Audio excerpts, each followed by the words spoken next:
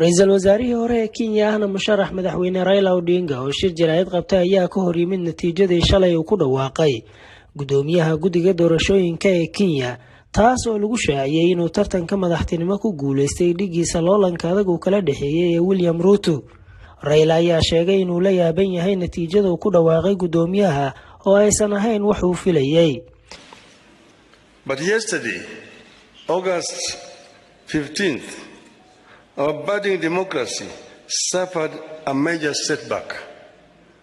As a result, Kenya faces a grave legal and political crisis as a result of the actions of Mr. Wafula Chebukati, the chairperson of the IEBC. Shalay oo ay taariikhda ku beegneed 15 Agost waxaa dib u dhac ku yimid dimuqraadiyadeennii taas oo sababtay in Kenya ay wajahdo qalalaasa siyaasadeed oo ka dhashay ficilkii Wafula Chebukati. Sidoo kale waxa uu sheegay in natiijada uu ku dhawaaqay Wafula Chebukati ay tahay waxba kama jiraan isla markaana loo baahan yahay inay maxkamadda baabiiso. Wuxuuna sheegay inuu aaminsan yahay inaysan jirin qof si sax ah u guuleysatay ama madaxweyne loo doortay.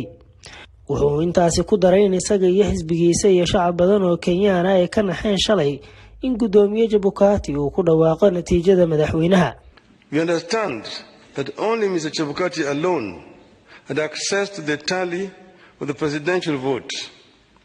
He denied all the commissioners access to that information. waxaan fahamsanahay in gudoomiyaha doorashooyinka uu kaligii maamulayay nidaamka tirinta codadka ee madaxweynaha oo uu diiday in xubnaha kale ee commissionku la ogaadaan. William Ruto oo warbaahinta la hadlay kadib markii uu xalay guddiga ku dhawaaqay natiijada doorashada ayaa sheegay inuu yahay guuleystaha saxda ah isla markaana shacabka Kenyaanka uu si cadaalad ah ugu shaqeyn doono. lama garanayo halka ay ku dambeyn doonto khilaafkan siyaasadeed balse doorashadii hore ee Kenya ka dhacday sanadii 2017 xilligaas oo sidan oo kale uu ugu hor yimid Raila ayaa maxkamadda sare ee Kenya ay go'aamisay.